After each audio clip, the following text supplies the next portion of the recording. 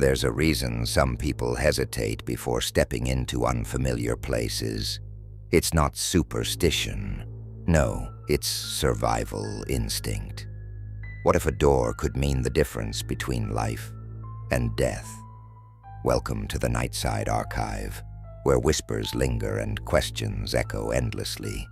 Tonight's tale: the door that didn't belong. It started with a long, winding road as the sun dipped beyond the horizon. Neil, a road-weary salesman, shifted slightly in the driver's seat. His eyes were gritty with exhaustion, the road signs blurring as his focus wavered. Somewhere ahead, his salvation seemed to appear. A guest house, perched on the edge of a craggy hill, its dim lights struggling to slice through the encroaching fog.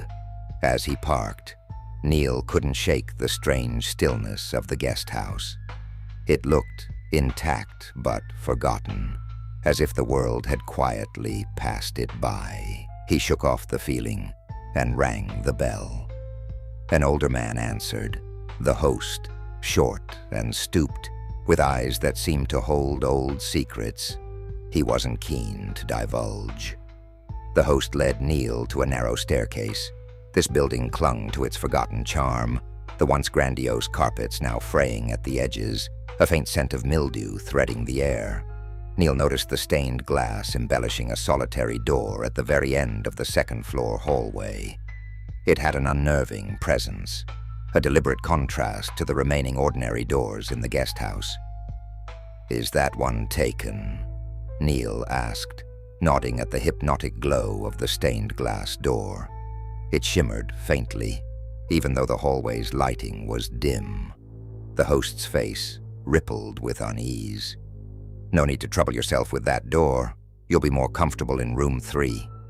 He handed Neil an old-fashioned brass key. Curiosity pricked Neil, but fatigue overtook his curiosity. He would soon crawl into bed, yet the memory of that door disturbed him in small, inexplicable ways as he drifted toward uneasy sleep. Hours passed before Neil woke with a start. Somewhere, faintly in the distance, or perhaps right next door, was a sound. Knuckles scraping gently against a hard surface. Tap, tap, tap. Soft, persistent. The air prickled as he swung his legs out of bed and shuffled toward the door of his own room. He took the brass key, unlocked the door, and peeked into the hallway. Darkness met him, except for the stained glass door. It shimmered again, almost pulsating, as though it breathed separate from the guest house around it. Quietly, Neil stepped toward the door. He didn't fully understand why. Something in him was drawn, though his gut screamed to stop. His hand grazed the chilled brass knob. His ear tilted against the wood. A whisper called through the crack. Room for one more. A chill slithered down his spine. He backed away slowly. Surely he was dreaming. The next morning, Neil packed hastily. No breakfast, no polite chatter. He handed his room key to the host and headed out toward his car, nerves still raw from the sound, the whisper. But then he broke, suddenly, confused. The car's windshield was fogged, not from cold, but inside the misted glass. Faint letters etched themselves slowly, handwriting that wasn't his.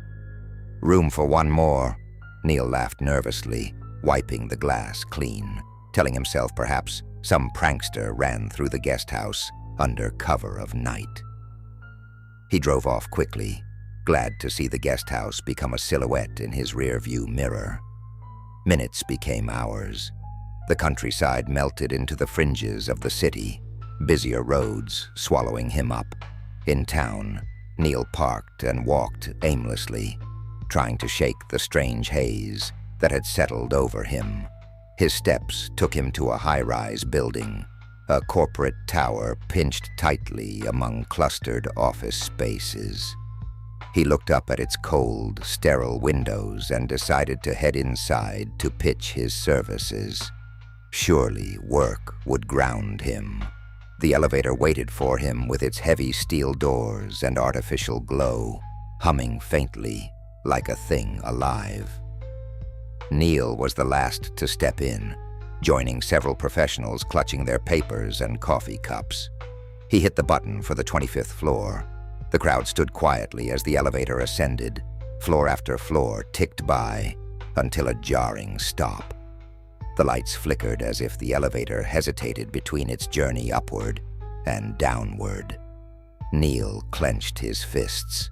The air in that confined space grew oddly stifling, the collective breathing of the passengers shallow and tense. Then, soft but distinct, a chilling whisper. Room for one more. Neil's vision tunneled. He spun around, searching the eyes of the others, wondering if they'd heard it too. The office workers stared blankly, their expression odd. The whisper didn't repeat itself, though the unease lingered, clinging like a second shadow. Suddenly, Neil felt an insistent urge, a cry from his gut that exploded in his chest. Leave. Get out.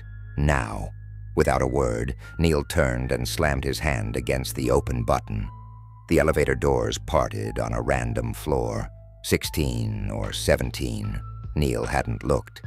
He stumbled out, clutching the wall of the empty corridor until the elevator was swallowed whole by the next set of floors. But no sooner had he regained his balance, a sound roared through the building, a metallic groan, then screams that cracked the air like whips. In a single horrifying instant, the elevator above crashed, mangled cables snapping under force. Dust ricocheted from the walls as the air became deathly silent. Neil froze. His pulse was deafening in his ears.